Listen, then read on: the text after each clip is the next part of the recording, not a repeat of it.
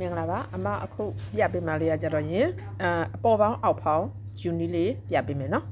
လိုအပ်တဲ့လူလေးတွေဒီဗီဒီယိုဖိုင်လေးနဲ့လိုက်စုံထည့်ကြည့်ပေးနော်အမဒီကဆိုလို့ရှိရင်လိုချင်တဲ့လက်အရှိရဲ့မတို့ဒီဂျိုင်းရုံမှာဘောင်းခတ်ထားပြီးသားနော်ဒါအရှိကကြတော့ရင်ကိုလိုချင်တဲ့လောက်ဂျိုင်းဆိုလို့ရှိရင်လည်းကိုရဲ့အတိုင်းတိုင်းထည့်ပေးနော်အဲ့တော့ဒါဆိုလို့ရှိရင်မတို့ကအပေါ်ပေါင်းဖြစ်တဲ့အတွက်ကြောင့်ခုနလက်မဆောင်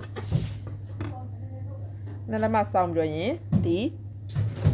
ဟာလေးနဲ့ပေါင်းခတ်လိုက်ဒီမှာဆိုလို့ရှိရင်17ရတယ်เนาะဒီ17ကိုမတို့ဘယ်နှပုံမှာလဲဆိုတော့4ပုံမှာ17ဆိုလို့ရှိရင်တဝက်ဝက်တော့5ခွဲနောက်တစ်ခါတဝက်ဝက်တော့2လက်မနဲ့6စိဒီမှာ2လက်မနဲ့6စိเนาะ2လက်မနဲ့6စိအဲ့ဒါကိုပထမပုံကနေ1လက်မဒီမှာ1လက်မစင်เนาะဒီကနေပြီးတော့ရင်တို့9လက်မ10လက်မเนาะကိုစင်းညတော့စင်းလို့ရတယ်ညမြဖောင်းကျင်တော့10လက်မအဲ့ဒါကိုဒီကနေပြီးတော့ရင်တို့က1လက်မလောက်ထိလိုက်1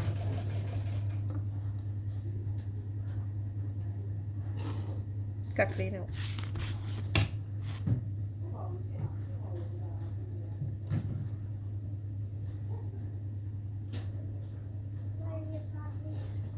ဒါဆိုလို့ရှိရင်မတို့ဒါအပေါ်ပေါင်းလေးပြီးသွားပြီเนาะအောက်ဖောင်းဘယ်လိုကြီးမလဲကြည့်အောင်အောက်ဖောင်းကကြတော့ရင်တို့သူ့ရဲ့လက်ဝအတိုင်းတာလေးတစ်ချက်မှတ်ထားလိုက်မတော့လက်ဝကို6ခွဲလို့တစ်ချက်သတ်မှတ်ထားပဲเนาะ6ခွဲဒါကိုယ့်ရဲ့လက်ဝကိုထည့်လိုက်เนาะကိုယ့်ရဲ့ဒီလက်အရှိကိုမှ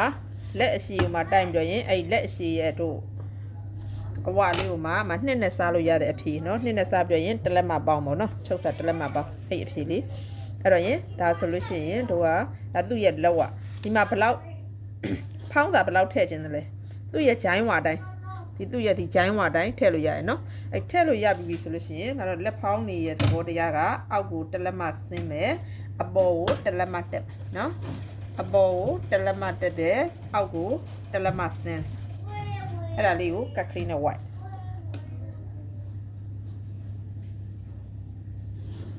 လိုလေးရနော်မတလက်မဆင်းတယ်ဒီမှာတလက်မတက်တယ်အဲ့ဒါကိုပြီးရင်ပေခွေးနဲ့ဝိုက်ပြီ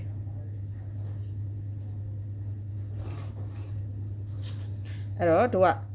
ဒီကလက်ဝဆိုတော့သူ့ရဲ့ဒီဘက်ကဟာလေးကဖောင်းစာလေးเนาะဒါလေးကဖောင်းစာလေးအဲ့ဖောင်းစာလေးကတကယ်လက်မှာဟောလို့ရှိရင်ဒီနားလေးမှာဖောင်းပြရပါเนาะအဲ့တော့ငါတို့ရဲ့ဒီလက်ဝထားပါတော့လုံးကွတ်တို့ပြကွတ်တို့ဆိုလို့ရှိရင်လုံးကွတ်မှာဆိုလို့ရှိရင်လည်းသူ့ရဲ့ကျိုးအရှိကဒီလက်ဝရဲ့အရှိတိုင်းဖြတ်ပြီးတော့အခုတည်းကဆိုလို့ရှိရင်6ခွဲရှိရ6ခွဲဆိုလို့ရှိရင်ဒါပူးရဲ့6ခွဲလေเนาะဒါပူးရဲ့6ခွဲဖြန့်လိုက်လို့ရှိရင်မချုပ်ဆိုင်နဲ့ဆို73လက်မရှိမှာအဲ့73လက်မအောင်မှာလုံးကွတ်မှာဆိုလို့ရှိရင်အဆွေလေးညှက်ပြီးတော့ရင်ဒီမှာအဲ့73လက်မပို့တဲ့ဟာကိုဒီမှာအတွန်လေးတွန်လိုက်เนาะအဲ့ဆိုရင်ရသွားပြီအဲ့တော့မတို့နောက်တစ်ခါပြကွတ်လုံးမယ်အပြကွတ်เนาะအပြကွတ်လုံးမှာဆိုလို့ရှိရင်လို့လုံးမလဲဆိုတော့ဒီအပြားဆိုလို့ရှိရင်လည်းထားပါတော့ကိုကတလက်မပြားရကျင်လားတစ်ခွဲပြားရကျင်လားเนาะတလက်မပြားရကျင်တယ်ဆိုကိုလိုချင်တဲ့လက်အရှိကိုအရင်ဆွဲပြီးတော့မှကိုကဒါဒီအောက်ပေါ်မှာအပြားတလက်မဆက်မှာဆိုလို့ရှိရင်အဲ့လိုလေးဆက်လိုက်အဲ့ဆက်ပြီးပြီဆိုလို့ရှိရင်သူ့ရဲ့လက်ဝါကဆိုပါတော့6ခွဲเนาะအဲ့6ခွဲကိုမှ6ခွဲကိုမှဆွဲထားလိုက်အဲ့တော့ဒီအပြားလေးကိုမတို့ဖြတ်ထုတ်ထားလိုက်ဒါအောက်ကိုအပြားဆက်မှတ်ဟာလေးဒီအပြားလေးကိုဖြတ်ထုတ်ထားလိုက်ဒါတလက်မပြားဆက်ချင်တယ်တလက်မကွဲပြားဆက်ချင်တယ်ဒါကိုစိတ်ကြိုက်နော်ကိုဆက်ချင်တယ်လို့ရတယ်ဒါလေးကသူ့ရဲ့လောက်အဲ့လိုလေးမှတ်ထားနော်သူ့ကိုကြတော့ဒီအပြားဆက်မှာဆိုလို့ရှိရင်ဘယ်လိုယူရမှာလဲဆိုတော့ဒီဘက်မှာလည်းသူကပူးရဲ့ယူပေးရမှာဒီအောက်ကိုလည်းပူးရဲ့ယူပေးနော်ပိတ်စာလောက်တယ်ဆိုလို့ရှိရင်ပူးရဲ့ယူပေးချုပ်စာတွေကဒီမှာဒီအပေါ်မှာပြန်ပြည့်ရင်4စိတ်ထပ်ပြည့်ရင်ထည့်ပေးရမယ်နော်ဒီမှာပူးရဲ့ယူမှာဆိုလို့ရှိရင်တော့ဒီမှာချုပ်စာမလို့တကယ်လို့ပူးရဲ့မရဘူးဆိုလို့ရှိရင်တော့ချုပ်စာ4စိတ်ပြန်ထည့်ပေးနော်အဲ့တော့ဒါရသွားပြီဆိုတော့ခုနကလိုပဲသူ့ကိုလည်းအောက်ကိုတလက်မဆင်အပေါ်ကိုတလက်မတက်ပြီးတော့မှဒီဖောင်းစာသူ့ရဲ့ဖောင်းစာအတိုင်းမတို့ဒါလေးကိုပြန်ပြည့်ရင်ညှက်ပေးရမှာနော်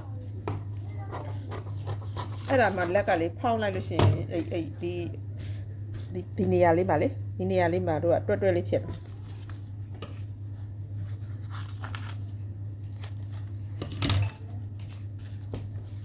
ဒီကနေပြီးတော့ရင်လက်တွေအများကြီးပွားလို့ရတယ်နော်တီတီတုံလက်တော့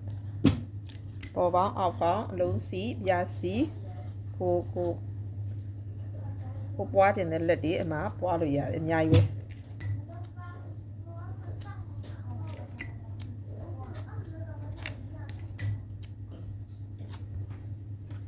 ဒါဆိုလို့ရှိရင်တို့ခုနကတော့အပြားစီဆက်မှာဆိုလို့ရှိရင်သူ့ကိုလည်းအောက်ကိုတလက်မပြားလေးပက်တန်မှာဆက်ရင်ဆက်ဒါမှမဟုတ်လို့ရှိရင်ညှက်တဲ့ချိန်ကျမှကွက်တော့ပို့ပြီးတော့ညှက်ခြင်းလည်းရတယ်ဒီမှာအောက်မှာတလက်မဆင်းအပေါ်မှာတလက်မတက်နော်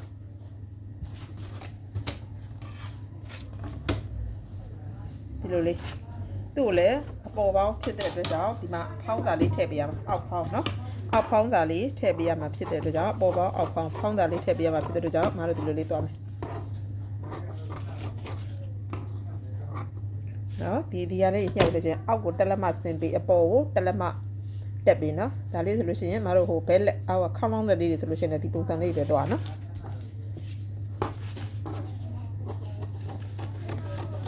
ဒါကအပေါ်ပေါင်းအောက်ပေါင်းလုံးစီပြာစီအဲ့ပတန်လေးမပြပေးရနော်လိုအပ်တဲ့လူတွေဒီဗီဒီယိုလေးကိုဆုံးဖြတ်ကြည့်ပေးကြနော်ကျေးဇူးတင်ပါတယ်